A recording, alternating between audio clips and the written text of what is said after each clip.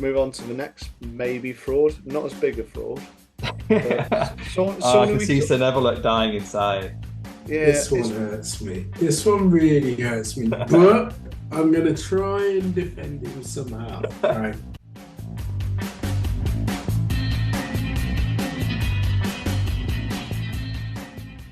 Boom, this is it. The world's most bullish podcast back for your listening ears and pleasure. Bullish Bitcoin Banter and Bullshit Pod 115, joined by the usual suspects. That's right. Mr. All-In, aka the $1 trillion man, Dr. Evil 10%, aka the People's Champ, myself, Sir Neverlook, aka the Excellence of Execution, and surprise, surprise, Mrs. No Show, still, aka No Show. Nowhere to be seen. What's going on? interesting week. I think there's been a few things come out. I think we started the show with something about everyone's favorite Western dictator last week, Monsieur Castro. Oh, don't And start that again. I was just going to say, he's back at Stop. it again. We Stop thought it it. could get better. Leave him. You And can't it- keep you can't keep sneaking him in. We don't put him on the agenda. You can't keep sneaking him in the think about intro. it.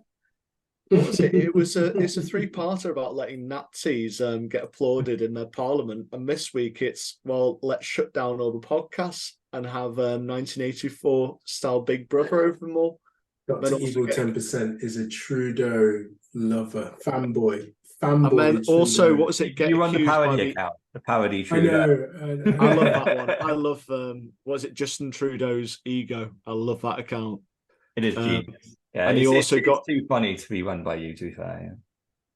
Yeah. He also got accused of going on coke bender by the Indian diplomat as well publicly. Yeah. But anyway, that's enough because I know that Mr. All-In wants to put things back to Bitcoin. Exactly. Yeah. The thing that happened this week, really, you can't really see. But the price that had a nice little uptick this week. I know we don't like to focus too much on price, but Jesus, the price has been pretty much centered around 20K for fucking forever. Right. You're right. And I know we're still in the range. There's nothing too exciting, but we jumped 5%, I think 2 days on the trot or something. And someone did buy a shit ton, right? So there's little rumors that maybe BlackRock are accumulating for this ETF that is imminently going to get. It's surely going to make sense that some financial institutions are going to take the kind of punt, but it's going to be made into ETF and it's just seen as easy money. Yeah. Well, the thing, they have to buy it, right? Because they have to have the collateral. They can't open an ETF with no Bitcoin behind it. They need to sell the Bitcoin. At the time of the ETF, when someone goes to purchase it, they just buy it. So that you'd have an auto buy to Coinbase or whoever. Well, so they normally would have their own collateral though. They would have reserved a certain amount. Because the thing is, it's also smart, right?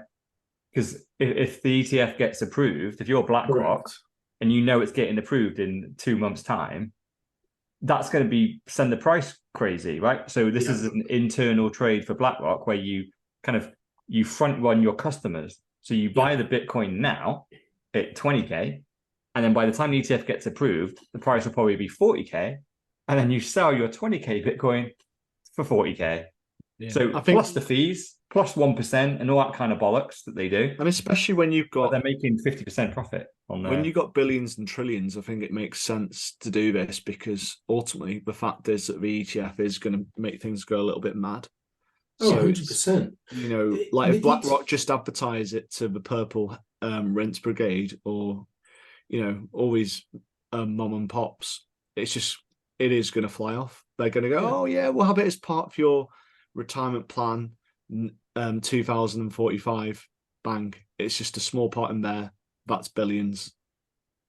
Yeah. Like it or love it, BlackRock giving the thumbs up to it and getting the ETF will add legitimacy, even though it doesn't need legitimacy for all of those that have actually taken the time to understand what it is, and then people will just come running in because that money from BlackRock will also come flooding in. It's just inevitable,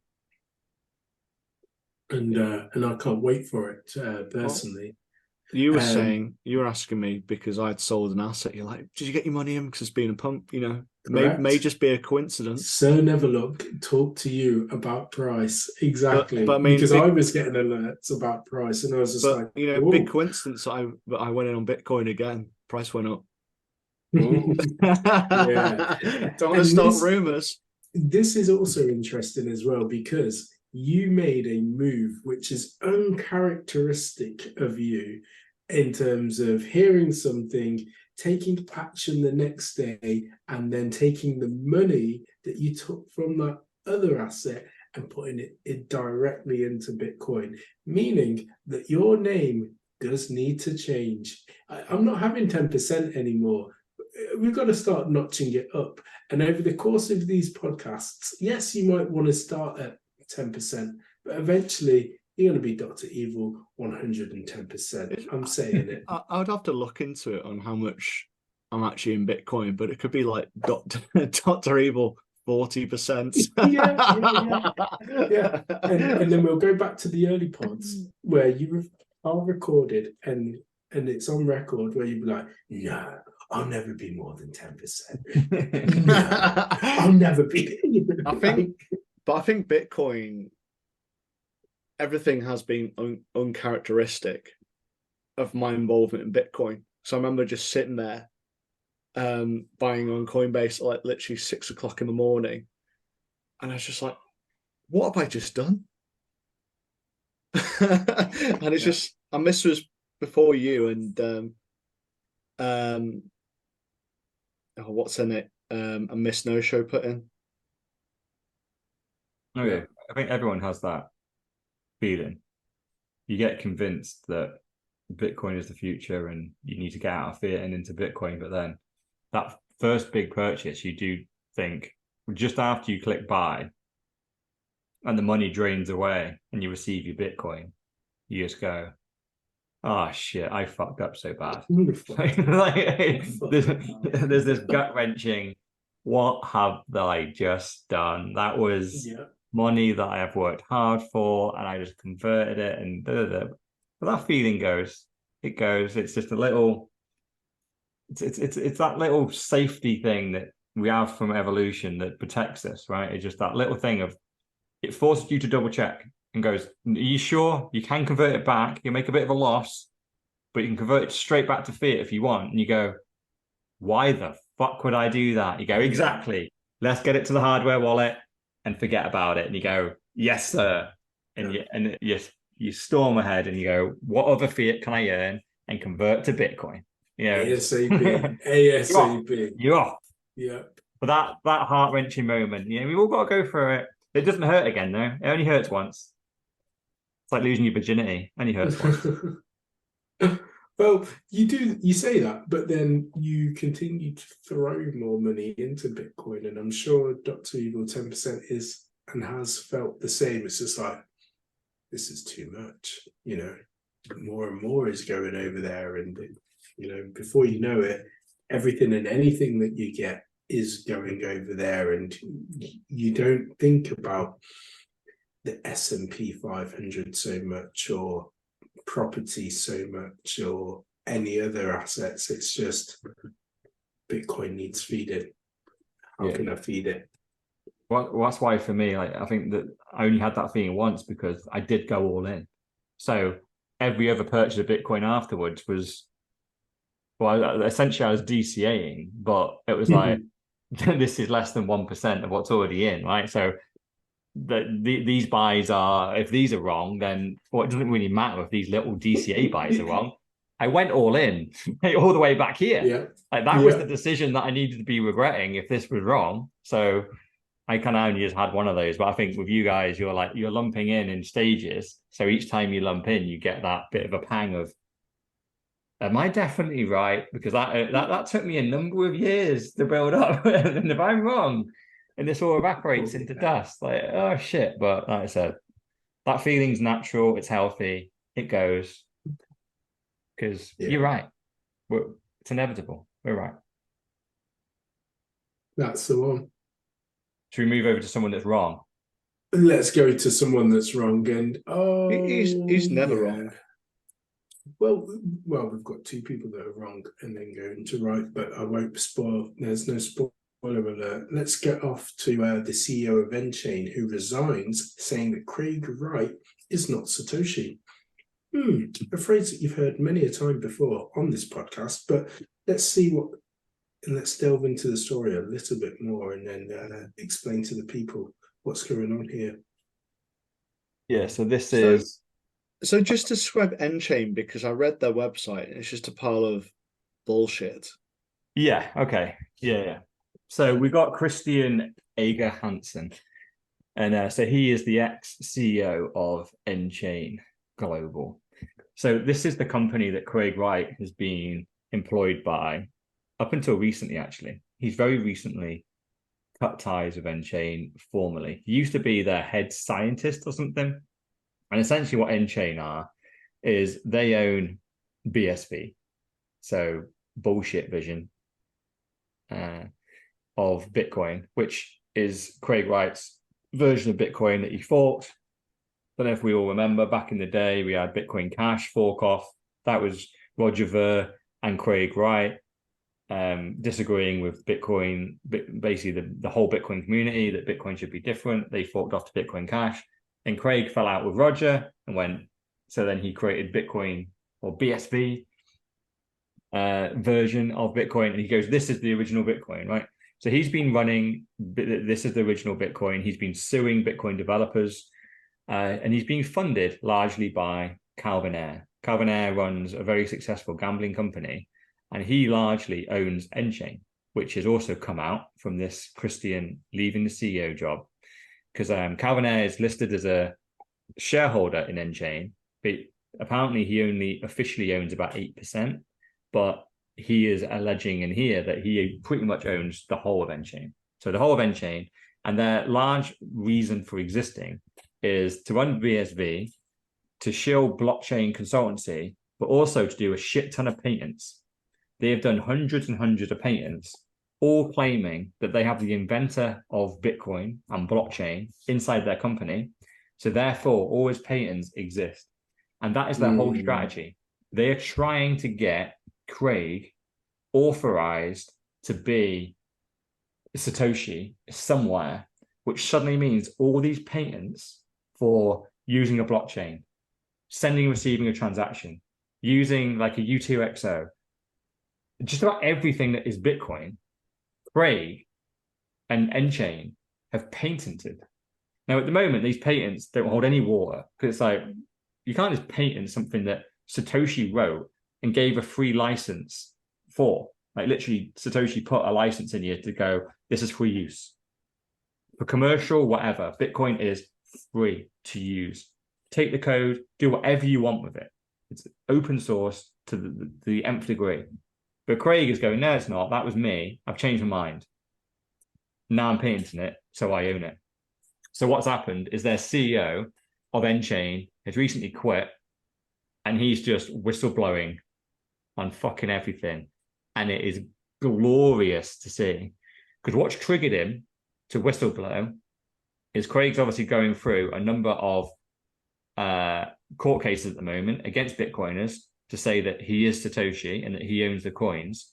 Apparently, they've done a mock trial behind the scenes at nChain with their lawyers, and their lawyers managed to wrap Craig in so many knots, prove that he has edited documents, he has lied in numerous times, and it basically just went, there's no way you win. And once you lose one case on this, every other future case... It's one specific case, isn't it? Was it the Copper trial? Yeah. So that's Copper are a company who's suing Craig Wright as he didn't write the white paper. Is that correct? They're saying they won't win that, and that pretty much collapses everything. Yeah.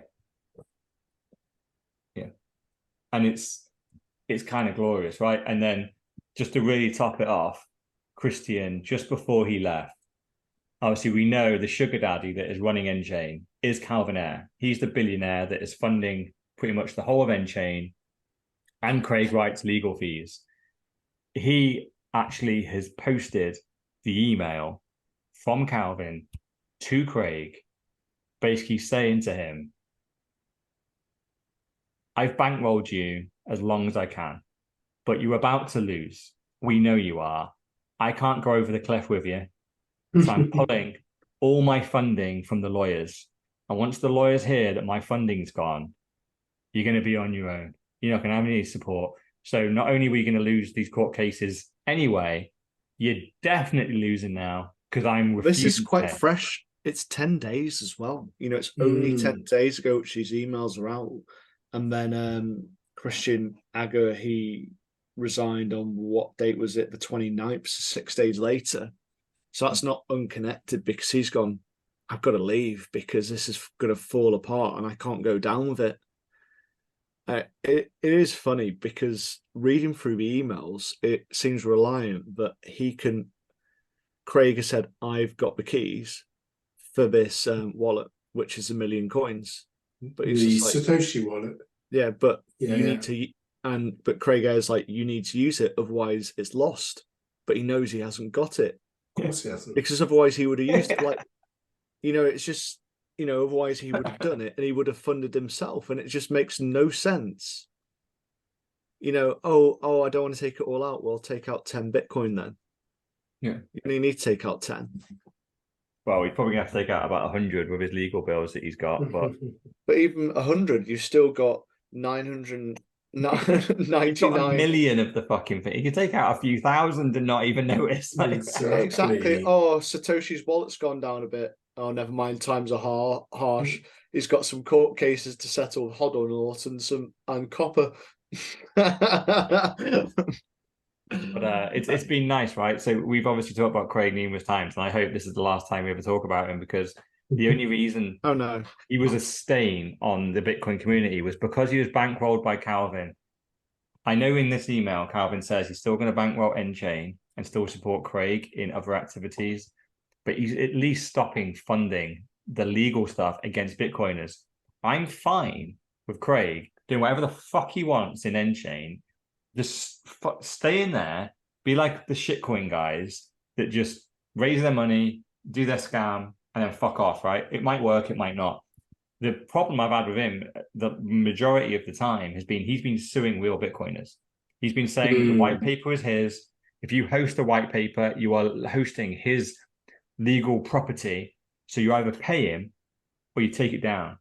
And hopefully all this bullshit, or if you say Craig Wright is a fraud, then you get sued.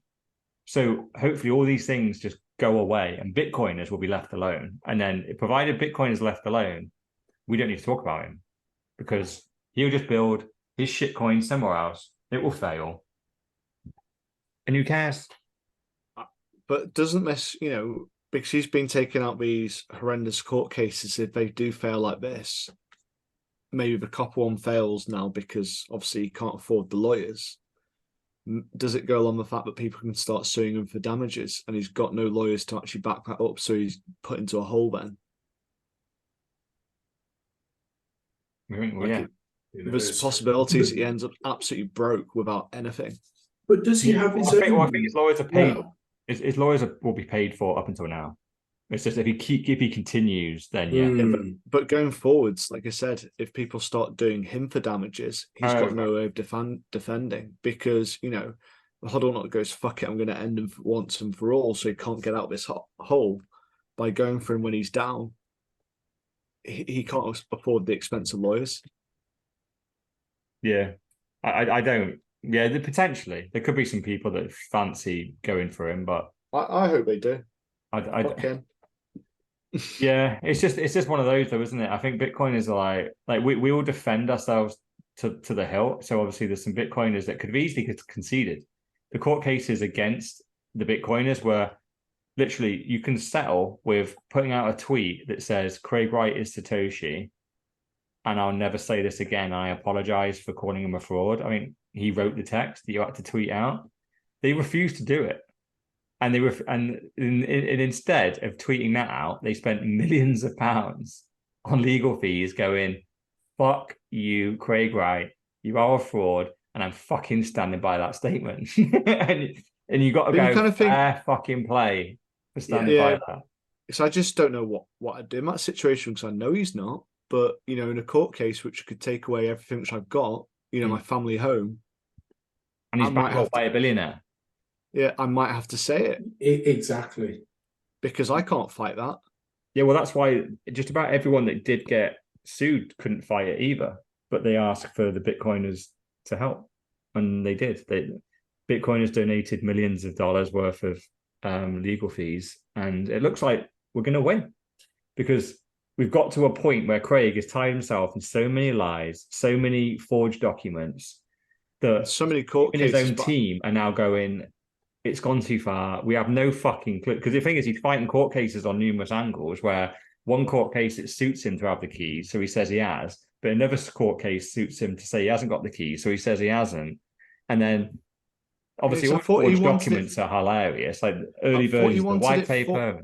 I thought he wanted it so he could claim the wallet in one court case. Wasn't that what he wanted? Yeah. I want him absolutely destroyed, to be perfect. But then he got sued by what was it, David Kleinman's family for half the proceeds of that wallet. So then he went, I haven't got it. He went, well, hold on, in the last court case you said you did have it, that's why you're Satoshi. He went, yeah, well, now I haven't. So they're like, well, we don't give a shit. You've said legally on oath that you have it. So therefore, that million Bitcoin is worth like 50 billion. We're fine to settle for 5 billion. You owe us 5 billion. Send it now. He's like, but I don't have it. You literally said on oath here you do. So send. Yeah. We don't even want the Bitcoin. Just send us 5 billion in cash. We'll settle for that. You won't actually owe 25 billion, but we'll settle for 5. Send us the money. But maybe that's the one which destroys him, man. Yeah. Well, that's the one that is going now. All these are still going. Hardly any of them are actually closed or reached a conclusion. It's been years and years and years. So he's such checks his he can't cash, right? What's that? You know, the old phrase, don't write or don't say stuff that you can't cash. Oh yeah. Oh no, man! Don't write checks that you can't cash. Yeah. If you've ever listened to a Craig Wright interview, Jesus Christ, this guy is a pathological liar. He just is. He's one of these very unique individuals that he would lie to his own children, like his own mum, his own gran, you know, just about the most mundane of things. But he would just do it, and then you literally like. He's the type of, like, you know, like as a kid, you get caught, like, say, taking a cookie out of a jar, right, eating the last cookie. You'd accuse them of it, and you go, no. I go, look, there's a camera pointing at the cookie jar. Here's a video of you taking the cookie, and you go, it's edited. Go, bro, like I haven't got the time or inclination to edit you into a fucking video nicking the last cookie. This is you taking the cookie. Sounds no. There's one left in the jar.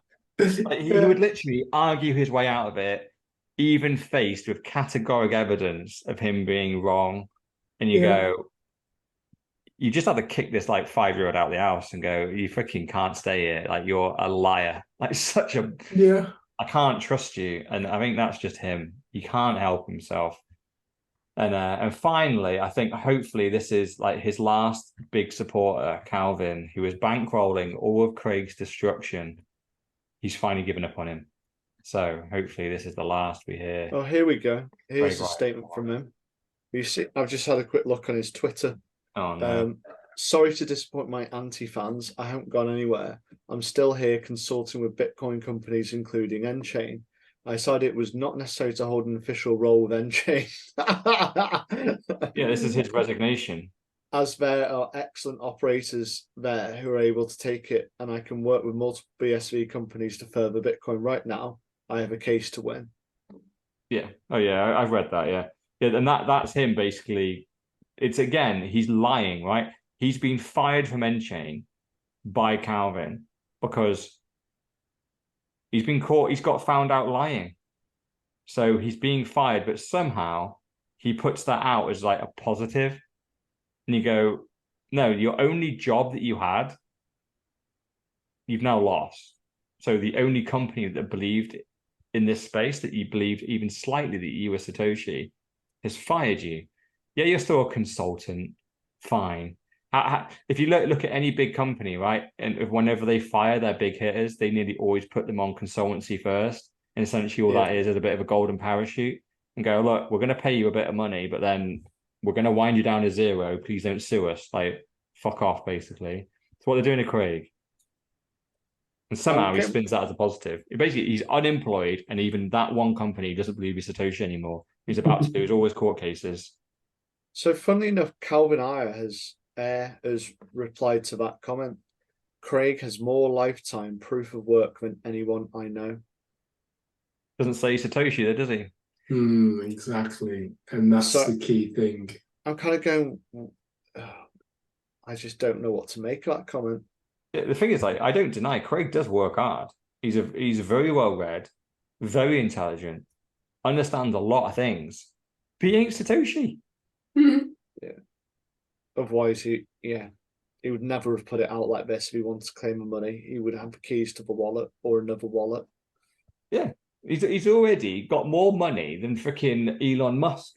So what you're suing little Bitcoiners for? Because they hurt your feelings. And also, you would just leave the Bitcoiners alone to grow the network. So you got more money. Yeah, or you do what he threatened, which was, I remember this threat coming in 2020. He went, "You're insulting me, all these Bitcoin maxis, so I'm going to sell my 1 million Bitcoin and like dump the price. You know, you mark the day, I think it was like February 2nd, 2020. I'm going to dump all my Bitcoin." And we're like, bring it on, Craig. We know you don't have access, dickhead. I'm pretty sure your $500 of Bitcoin isn't going to do shit to the price. And sure enough, like these dates came and went, and it's like, Craig, you're meant to be selling your 1 million Bitcoin. We're still calling you a fraud. Go and dump it. And he never did. So I'm going to dump all my BTC and put it all into BSV. Like, go on then. Go on. Sell 1 million Bitcoin. Fucking dare you, because you don't have it. And it's 3 years later. Oh, I don't have the keys now. You had the keys fucking 3 years ago, apparently. Now you suddenly lost them. Satoshi lost his keys. Fuck off. Do you want to move on to the next maybe fraud? Not as big a fraud. But I can see Senevoluk dying inside. Yeah, this one hurts me. This one really hurts me. But I'm going to try and defend him somehow. I mean, being kind of like, we shared this in our chat. So Robert Kiyosaki put a tweet out, which was, bye-bye Bitcoin in US dollar. Citibank announced today is offering bank blockchain technology to turn institutional savings to Citibank tokens, which can be used for instantaneous 24/7 cross-border transactions. Bye-bye BC in US dollar. Why has he got BC? Bitcoin. Wouldn't it be? Why didn't he write BTC? Well, he doesn't really know what it is, does he? He's not truly into the space, and which pains me because I've been dreading this coming up. Actually, I genuinely have. I really have, because there's not much that I have not read or seen without Robert Kiyosaki. So, I subscribe and have subscribed to his Rich Dad, Poor Dad channel. The background of him, he's a Royal Marine, fought in the Vietnam War, was always anti-establishment, and he's been spreading a good message in terms of, don't trust the government. Be self-employed. Don't trust fiat.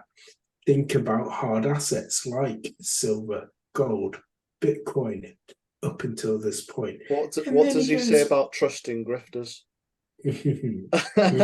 Well, what I will say is, for the grammatically keen eye of us out there, is the fact that he does put a question mark out there. Yep. You know, this isn't buy Bitcoin in US dollar. That question mark is there. So for the eagle eye amongst us, I think he's kind of saying, really, you know, but I'm reaching.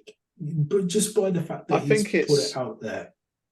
I think it's kind of like we talked about it in a little way, in the way of fear porn last week, but it's also it's engagement farming.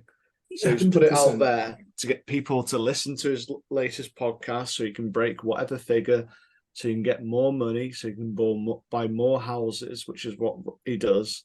And I kind of just go, it's a publicity. But I look at this, you know, and I think it says in the Reddit thread, which we've linked, is it shows he doesn't understand Bitcoin in the first place. If you fit Bitcoin's functionality and totally replaceable by Citibank stablecoin token, you don't get it. And it's basically because the use case which he's talking about is purely cross-border trades or other payments. So you're looking at Western Union and various others, and this is where stable coins come in. Bitcoin is used a little bit, but I think stable coins are probably the one which are used more accurately in this kind of space. That's just one minor thing, you know. That isn't what us Bitcoiners are looking at. We're not looking at let's sort out cross-border payments. We're looking at a better currency. But for a long time, his fear porn used to be that the S&P 500 market was about to crash. And it was always, there's a big market crash on the horizon. Crash, crash, crash. And then he's like, you know, and the problem with that is the fact that there will be a crash. But when we, you know, for the financial literate listener amongst us, you should already know that crashes are inevitable in the marketplace. They shouldn't be seen as black swans. It is just part of the cycle of boom and bust. And when it happens, you shouldn't really be thinking, oh, I didn't expect this to happen. And sometimes it is unexplainable. It's just bound to happen. And he was just trying to say that was going to happen. And, oh, I look like a genius. No. It was always going to happen. But this, I don't know why he's saying this specifically, but he's just trying to change his messaging and again get that engagement from the audience of, oh, I'm relevant. Because at first I thought he was just trying to stay relevant when he jumped onto Bitcoin, because previously he was dismissing Bitcoin. And then he said, oh, no, I bought when it went down to 8K. Yes, convenient, isn't it? Yeah, really convenient. Dismissing Bitcoin all the way up, and then it dumps and comes back up, and you're like, oh yeah, I bought the bottom. Yeah. So when the most people were negative about Bitcoin, that's when you were buying. Yeah. Normally, you already need to be a Bitcoiner to be buying down there. Exactly. Especially when you knew nothing about it and were dismissing it. Yeah, kind of calling bullshit on that. There's too many people that come into the space being like, oh yeah, I came in at the bottom of the last bear. No, you didn't. You came at the top of the last bull. But yeah, there's two comments in the Reddit thread that I loved. So the first one is rich clown, poor clown. Yes. But then there's one that's actually relevant to the story, which obviously is the fact that, you know, Citibank have created this new fucking token on blockchain, and it's going to compete with Bitcoin, right? And someone just posted this analogy going, that's like the post office buying faster trucks to fight the use of email. Yeah. And it is a beautiful analogy. It's just, yeah, congratulations. Your shit trucks are slightly faster, but they're not going to compete with email, bro. You know, that's free and instant. Same with Bitcoin. Free and instant. Censorship resistant. That's Bitcoin with Lightning. So your shitty blockchain token is still going to be centralized, controlled by a government or bank. Useless. What's his channel on YouTube? Because I was just having a quick look to see if he had a relevant video for this, of what he's doing with his engagement farming. Oh, who cares? So it feels like it's I think it's the Rich Dad Poor Dad channel. No, there doesn't seem to be anything on there. Yeah, let's not I'll put it in advertise the chat. too much. Yeah. But the thing is that we know it's engagement farming, basically from the next story, which we've linked, because basically he completely 180s and becomes a Bitcoiner again now. So now he's basically, his latest tweet is the Fed CBDC coming, privacy gone, Big Brother will be watching. When CBDC enters market, gold, silver, Bitcoin, and cash will become priceless. Start saving. GSBC, I don't really know what that is. I think it might be a Bitcoin ETF, and cash now before it's too late. So now this tweet seems much more like him.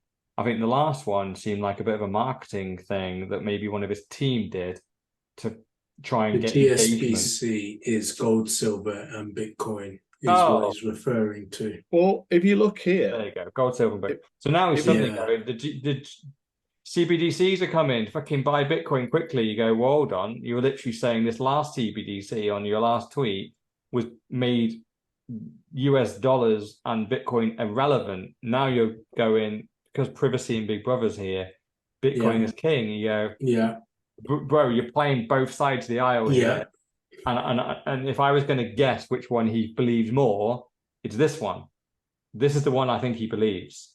I think he does, because he's been a gold bug since forever, hasn't he? Right? 100%. He's been anti-establishment, gold bug for forever, and I don't believe that is, that is the true core of the man. Yeah. So we all got triggered on that first tweet, and then a couple of days later, this one came. You're like, oh, there you go. His redemption has already become within the week, where he rights his wrongs. But it's just like, don't put those tweets out, bro.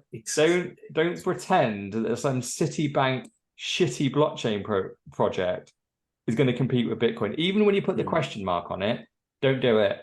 Yeah. It's going to get more clicks, but you lose all your credibility. Like, there's so many Bitcoiners that I think were slightly tied into his message and maybe were listening to some of his content. That you put stuff out like that and you go, well, now you look like a noob. Like, you just look like an idiot. It might got you some clicks, but it lost you 10x more listeners. Yeah. But what he's doing is, if you look at his tweets, he's got all these tweets which are usually 3 or 4 lines. They're somewhere between 100 to 400,000 views. Bitcoin's mentioned, it goes 1 million plus. I remember this one which said about the Bitcoin and US dollar being replaced 2.4 million.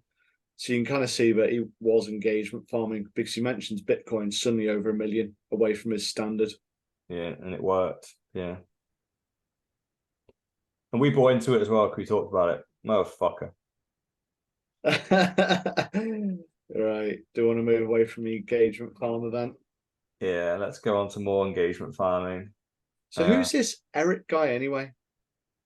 Eric, to be fair, Eric Voorhees is an OG Bitcoiner. He's been in since fucking 2011, running Bitcoin exchanges, various Bitcoin products. He was a massive Bitcoin maxi back in the day, because pretty much only Bitcoin existed. But since then, he's diversified into a load of shit coins and bollocks. And I think this, like, whatever Thor chain is, Thor swap, I don't know or don't really care what it is. It's just another BlockFi kind of thing. It's earn a yield. Yeah, I know, but it's permissionless. It's on a blockchain, bro. It's decentralized. It'll still take your money, and it's, somewhere else. It's just, yeah. So this is him basically taking a victory lap somehow around his Thor chain, because his tweet is, years ago, Maxis cheered on BlockFi as it was Bitcoin only and enabled BTC backed loans and yield, centralized and KYC'd. Others, unblinded by tribalism, built Thor chain, which now provides BTC backed loans and yield, but decentralized and permissionless. Follow principle. And you just go, so this is the tweet we're essentially reacting to now, really, to go, what the fuck is that? There's not a single Bitcoin maxi that I can think of that ever suggested you put your money on BlockFi. Never. We all knew where they were getting their money from, which essentially is traders in the background. And it's the same as Thorchain. The only reason Thorchain probably hasn't gone under yet is because probably no one fucking uses it. Well, it's also because it's relatively new. Well, yeah, who knows? I think it has been out for a few years. but it somehow survived all the crash. But it's like I said, it's probably because it's really small. It probably did lose money, but Eric is very rich, so he probably just bankrolled it. It probably lost a couple of million, whereas BlockFi blew up and had billions under management and then lost it all. So there's no bailing out when you lose $1 billion, right? It's just you're fucked. So it has got all the notable names there, which we talked about with BlockFi. Trying to think of influencers who shill BlockFi. Yeah. Carter, who just seems to be a little bitch. Pog, Dan Held, McCormack, Scott Melker. I can't think who he is. Jason Williams and Cryptosaurus, whoever that is. And said, in my opinion, none of them are maxis. Close out of all of them is Peter McCormack, and he firmly distances himself from the plebs. And he actually replies to it. He says, I don't distance myself from the plebs. I distance myself from idiots. I responded to that within about a minute, said, you are an idiot, though. Literally, even he's such an idiot, freaking that guy. Because it's just like even when he tries to go like, oh no, I'm nice to the plebs, he calls us idiots. Yeah, I distance myself from the idiots, but yeah, I was shilling BlockFi and trying to make people lose all their money through it. Through basically a scam of gambling. Exactly. I address the point. The point is you shilled a scam, right? And you a load of newbies bought their Bitcoin with their hard-earned money, and instead of putting those sats on their ledger, they sent it to BlockFi because they trusted him, and then they lost. Whereas every single sat, they lost it. Yeah, and then he has the audacity to call the maxis idiots when the maxis were called. He didn't like being called out for being a shithouse. Yeah, and guess why? Like a lot of us got blocked from him and stuff because I can't see what he's saying on this. Like, and it's because of things like BlockFi. We were literally telling him, you're shilling a scam. This is going to go bust. There's no way these traders make money consistently and can pay out 8, 9, 10, 15% on your Bitcoin. There's no way. Yeah. There's no way. And he's there posting his Austin Mine that he's buying based on the fact that he's getting 15% yield on his Bitcoin. This pays for this Austin Mine now. You go, it does now, but it won't forever. Because when I look back, none of us were ever enticed at all to think, oh, maybe. I remember Miss No Show talked about it, as in how to keep your Bitcoin by loaning bits out. But then I think it was Mr. All-In was the first one to respond and just said, slapped it that's how you're going to lose your money. It's too good to be true. Yeah, you are going to lose everything that you have. Yeah, don't risk 100% of your asset for a 10% gain. Yeah. Your Bitcoin, like literally, why are we all here spending lots of money on ledgers and fucking sheets of steel to write words on, right? Because custody is king. So why the fuck would you go send it to someone that is literally advertising the fact that they are gambling your Bitcoin? And when they gamble and win, they'll give you a cut. But what when it happens when they gamble and lose? It says in the T's and C's, they take everything. So what the fuck, dude? Like, if you're going to gamble your Bitcoin, at least you do it. Fucking go trade. Fucking do it. At least when you lose, you press the buttons. Putting on BlockFi just means, well, congratulations. Who knows when it blows up? It might be 1 month, might be 24 months. Yeah. I think it was about 24 months. And everyone lost everything. And there's all the Bitcoiners that did it. But I hate this. We were talking about this. Actually, no, we weren't. I was talking about it to other people. But this is like the rewriting of history that the government do. Like Eric is trying to do the same. He's trying to almost go, Bitcoin maxis were supporting BlockFi and they were wrong. This thing was the right thing. And you go, oh, fuck off. Like there's some people that claim to be Bitcoin maxis that because they followed their greed, took the expensive sponsorships and pretended this was a good product. There were plenty of Bitcoin maxis that had plenty of products and podcasts that rejected BlockFi money on principle. These people didn't reject it on principle because they wanted the cash. And they're the exception. But holy shit, Like I remember even like our first podcast, like some of the toxic Bitcoin maxis, it was because we hated things like BlockFi so much. And we were like, oh, everyone was like, oh, this is the new financial world being built around Bitcoin. Stop hating on this. And we're like, it's a fucking scam. You don't need to have yield on your Bitcoin. Where's your 10% coming from? Where's the 10% coming from? Yeah. Where's it coming from? Traders, lol. Well, traders lose sometimes. What happens then? Don't worry. We don't lose. Most traders lose. If you actually look at the statistics behind financial service traders, lose all the fucking time. Very few actually gain. It's apparently it's like 98% lose, 2% gain. And always the argument is, well, we're the 2%. You go, this 2% is fucking massive. Oh no, How but then everyone's in 2%. And it turns out the majority of the traders behind this was FTX.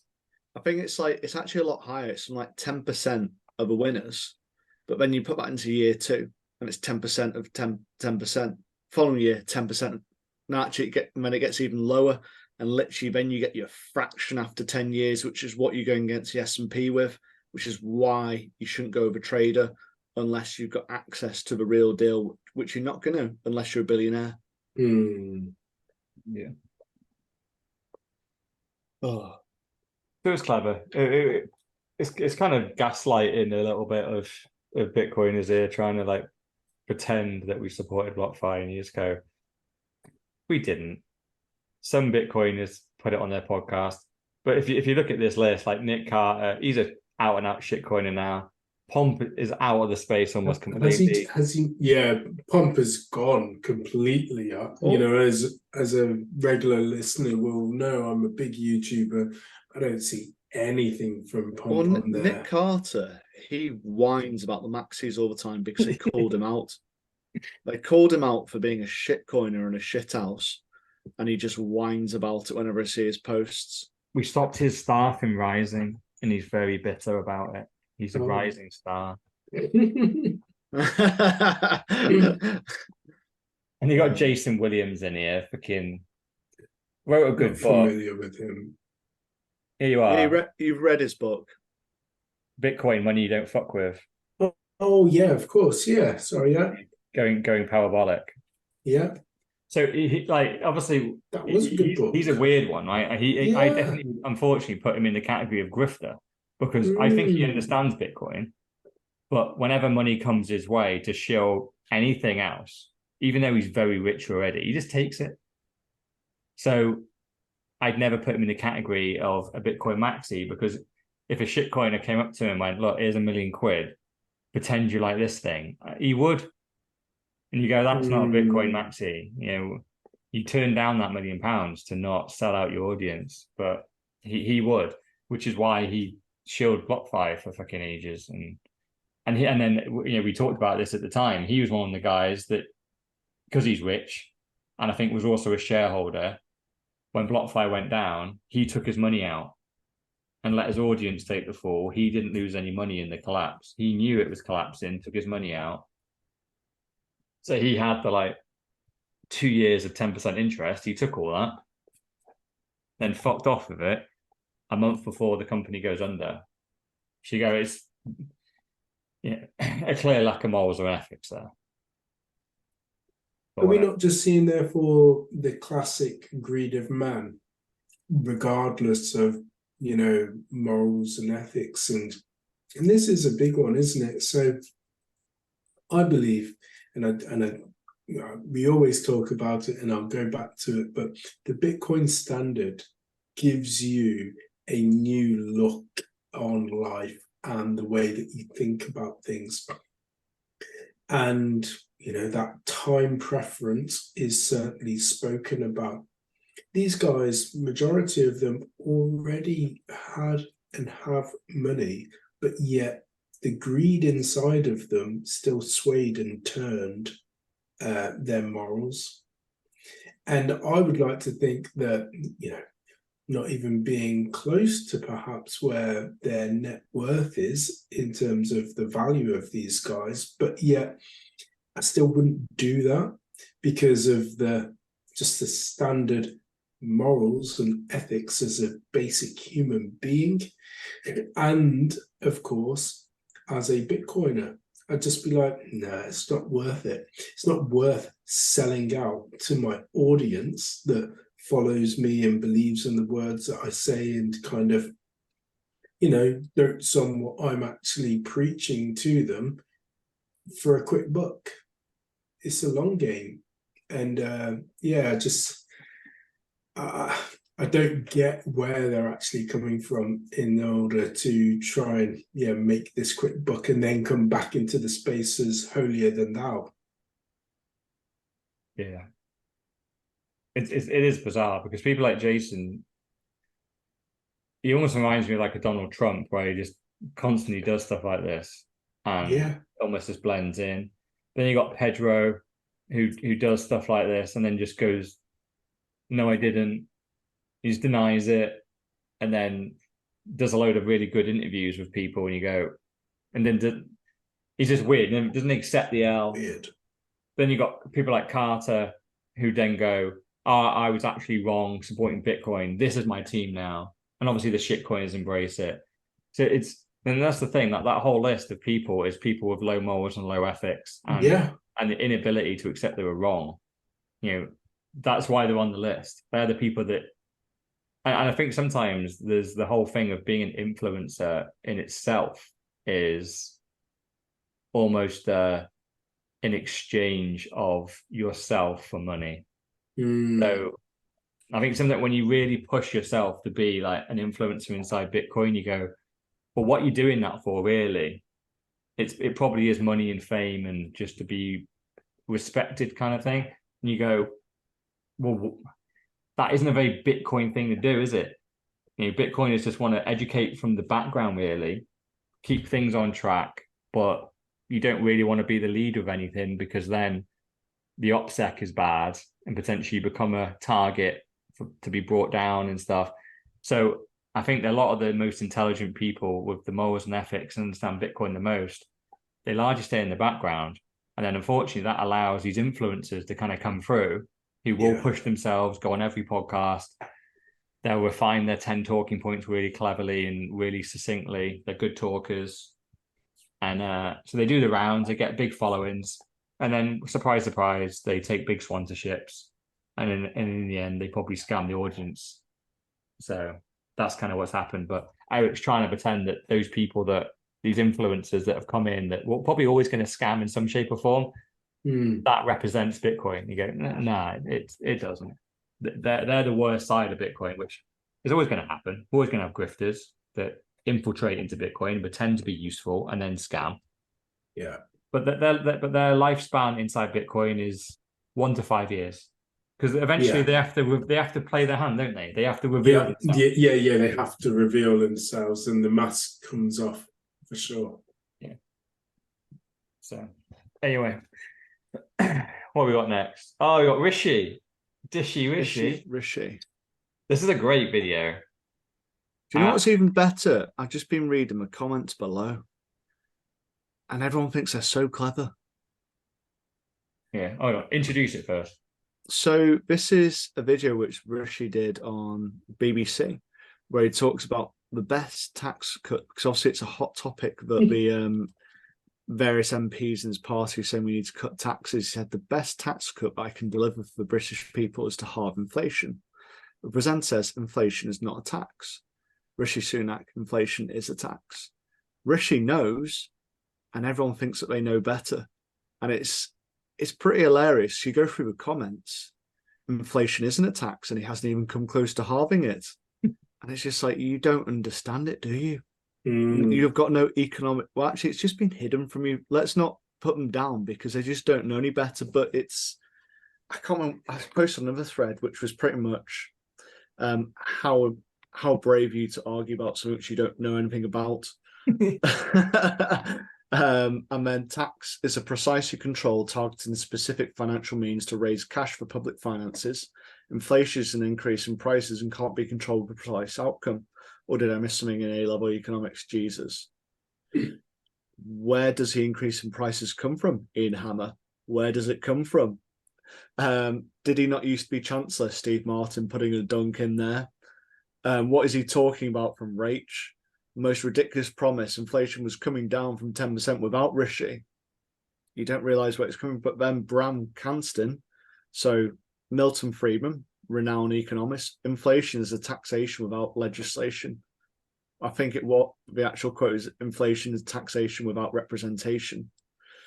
And there's always comments thinking they don't know. I don't know.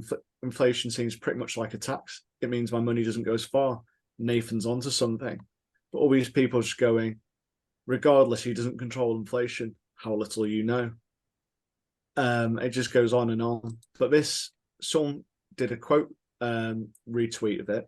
So Matt Darling. Hold on, before you go on, I want to play this clip. Everyone's dying to see the clip. Conservative, of course I want to cut taxes. The best tax cut that I can deliver for the British people right now is to halve inflation. Well, that was why it was the first of my priorities. It's a feature in the economy, but I want to Laura, ask you about Michael Gove's comments this morning. I think actually, no, if I could, please, it's really important, because you just said something that I completely disagree with. Inflation is a tax. You just said it isn't. Inflation is a tax. It's a tax that impacts the poorest people the most. And that is why the best tax cut that I can deliver is to halve inflation. Well, and that's why I set it out as the first. Let's not have economically, the debate. impact that it has on people is to eat into their pockets, it eats into their wallets, it puts up the prices of things, it effectively acts as a tax. And that is why we must bring it down, and that's why we are, and the plans are working. There's Dishy Rishi talking, explaining to us about inflation. As a response to all these people, so a bit of background, anyone who may not understand like the current monetary system, which I hope you would after listening to this pod. It's basically Keynesian theory. So John Maynard Keynes, it's his theories which causes financial system, inflation, and the money basically going round and sloshing round, and the resets, recessions, etc. And so John Maynard Keynes, a tract on monetary reform, which Matt Darling has screenshotted from 1929.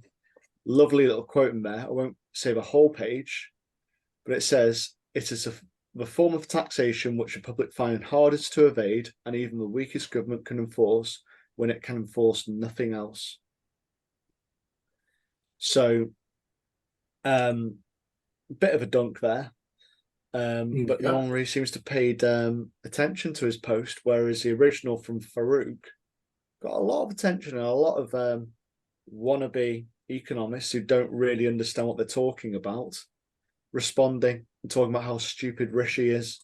Yeah, well, it's really disheartening, I think, because the tweet that was retweeted or quote tweeted, it was actually already requoted from this professor, Dr. Adam Rutherford, and he's basically disagreeing with Rishi, going, you just know that someone brainstormed this and decided that it was going to be a cool thing to say, despite the fact that everyone on earth knows that inflation is not a tax.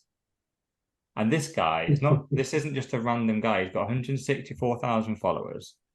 He's the president of Humanists UK, lecturer in genetics in UCL.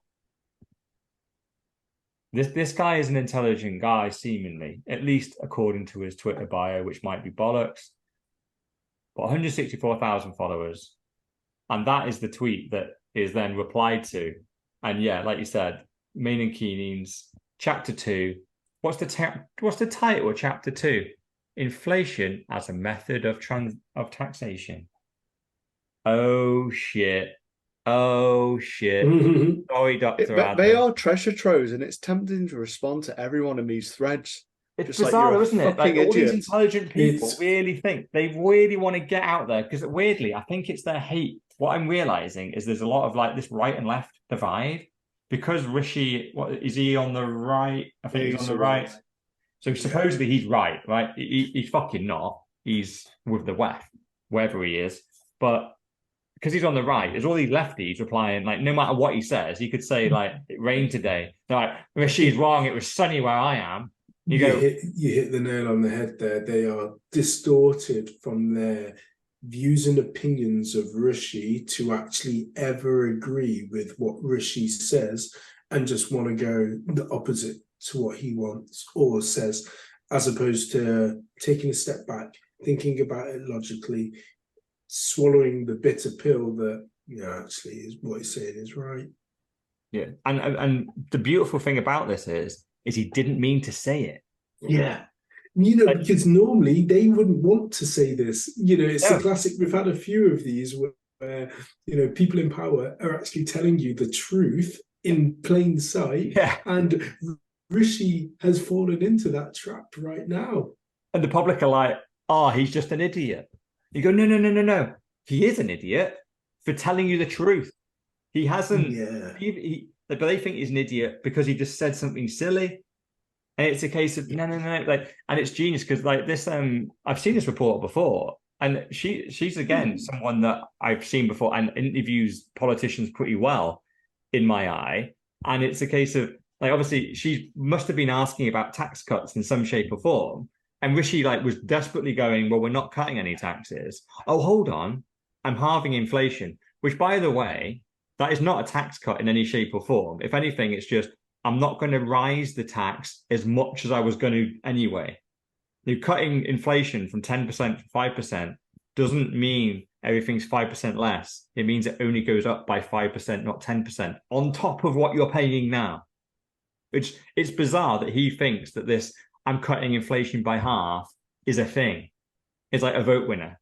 And bizarre. And seeing this, I go, it's people's financial it is a vote winner. Because these people don't understand inflation. Yeah, I was going to say, they think the money's going back down, but then you get the it's people not going up by as quickly. But you also get the people who say, oh, that isn't good. Deflation will ruin our economy. It's just like, how? If it happened, how? But how? Yeah, if they cut the monetary supply by 10%, how would that ruin the economy? I think it's as well, though, one of those things where, as most politicians are, whatever he's saying is a lie, but he's actually on this occasion telling the truth, and he's a victim of, again, the classic politician. So they don't actually want to believe that what he's saying could actually be genuine. But it's also they've been brainwashed. All the education, like these people saying, I study economics at university, I study at A-level. It's not a taxation. It's just like, you do realize you've been taught shit. Literally your whole course is useless. They've just taught you what they've wanted to teach you. Yeah. They can't face that. That's just too much. And even, what is it, the line, even confronted with the lie, they can't admit that they've been had. Yeah. There's certain people that you could literally just put all the evidence out in front of them and they will just still deny it and go, no, inflation's not a tax, and walk away.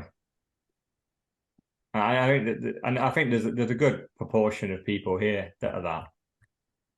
Like that professor is probably one of those. He might not actually be using his political biases. He might literally just be using his knowledge of inflation and economics and go, no.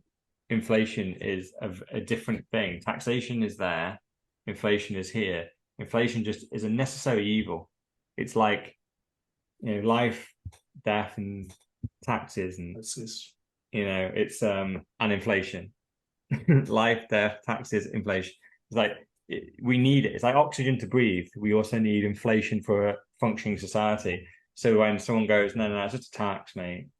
It's just a stealth tax. It's just the government taking 2 to 3% of everyone's wealth and just spending it on whatever the fuck they want, on top of all the taxes that directly take from your pay packet. This is just one that happens in the background, and you go, no, that ruins my whole model of what inflation is, so I refuse to accept it. And all it took for Rishi to admit it was, weirdly, for someone to, it's almost like playing that reverse psychology thing on someone, right? By playing the other side to him, where he's gone accidentally, what's the best tax cut I could do? Well, I'm halving inflation. And the instead of just agreeing with that and leaving it at that and not making him explain it, the interviewer goes, well, you're wrong, because that isn't a tax cut. Inflation isn't a tax. And it's beautiful. The execution is delightful, because then it makes him go, no, inflation is a tax. And here's why. It affects the poor the most. And you go, Rishi, what are you doing? You're revealing the secret of what inflation is right now, just because a reporter doesn't understand inflation. Classic thing though. Sometimes you can tell people exactly what it is, but yet they still won't get it anyway. But it's caused by greedy corporations trying to get more money. Yeah, I don't know what that happens. Like. Yeah. All right. And we're on to our last story of the week, right? We are. So it's another BlockFi equivalent, isn't it? Got a few stories about this. It's a bit of a warning to the listeners if they're still tuned in. Made it this far. If it's too good to be true, don't invest in it. And so this is Genesis, which was the kind of like earning or lending arm of Gemini's. That's correct, isn't it? And the Winklevoss twins obviously had their money in, but they withdrew the assets shortly before it collapsed. That seems a bit surprising, doesn't it? Seems a bit similar to our last story or the other BlockFi shillers. What did they do just before BlockFi went down? Oh, they magically got the heads up and took the money out. Wow. What did the Winklevoss twins do? Even when they were apologizing to all their customers that you lost millions in this random... They should be more honest, like Sam Bankman-Fried. I mean, he didn't take any money. It's just his parents managed to buy all that property on their £100,000 salaries. Yeah. But it's one of those ones, like, the owners know when the foundations are wobbling, so they can get their money out early. You know, you only know the house is going down when it's falling down, whereas I'll see the structural damage from the inside, and it's too easy for an owner. If they can get away with it, they're going to pull their money out, aren't they? Yeah, and that's the thing, right? Whether it's Bitcoin or it's fiat, if it's centralized, the people at the top will make the bulk of the profit, and if anything goes wrong, they will get their money out before you, and you'll be left holding the bag. Whether it's Bitcoin or fiat, because people are flawed, centralized products are flawed, individuals are greedy, they will always back themselves over you. So the Winklevoss twins are billionaires. 280 million in their world wouldn't bankrupt them. They could easily have taken the hit on that. They decided to fucking pull it out anyway and let their customers drown. They didn't announce anything. They didn't tell anyone to pull their money out. They waited until Genesis went under, and then they basically just paused. And I remember even at the time, they came out, they were angry. They were sending like big aggressive tweets towards Genesis going, what the hell is this? Da, da, da, da, as if they just found out.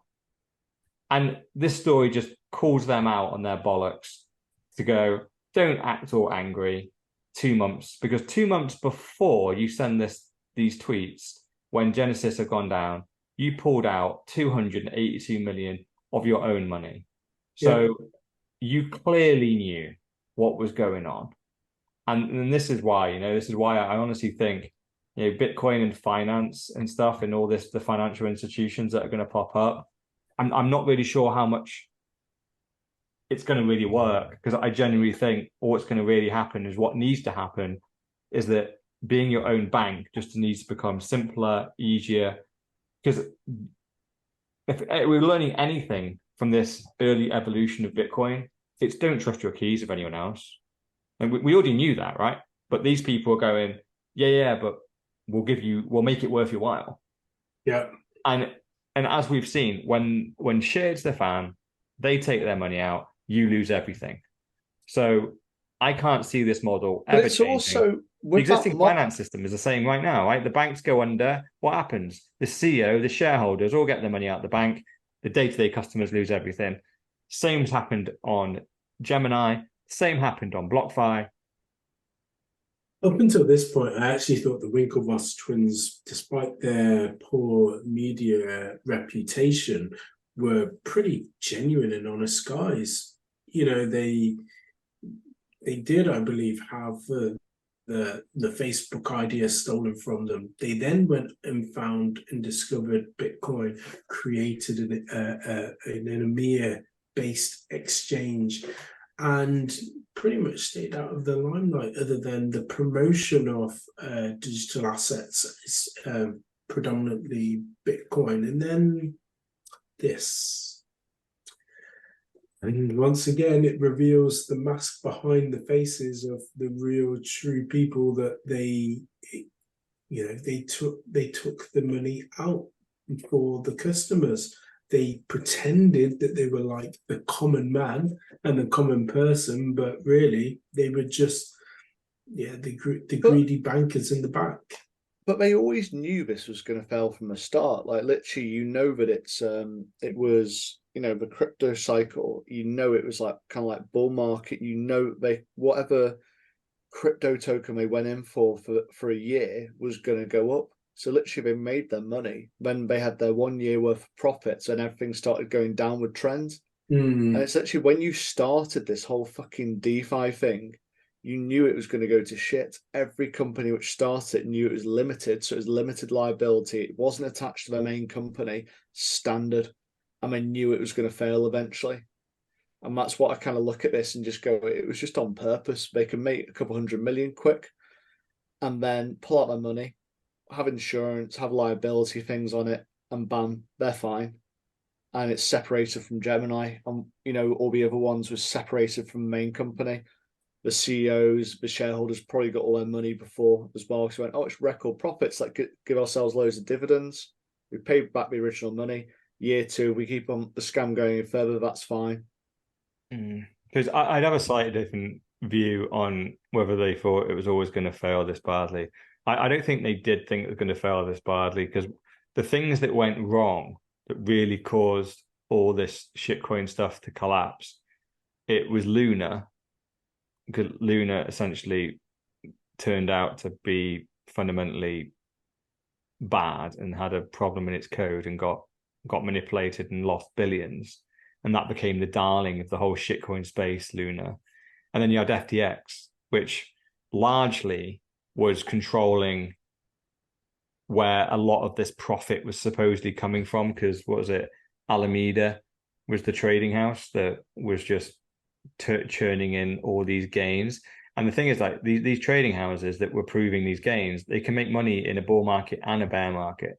So even when the market's down, they just short certain things and can still make their 5-10% gains. So the argument is there to go, well, they can make money no matter what, provided they have the collateral. They can make 20% on 100 million. They take the 20 million.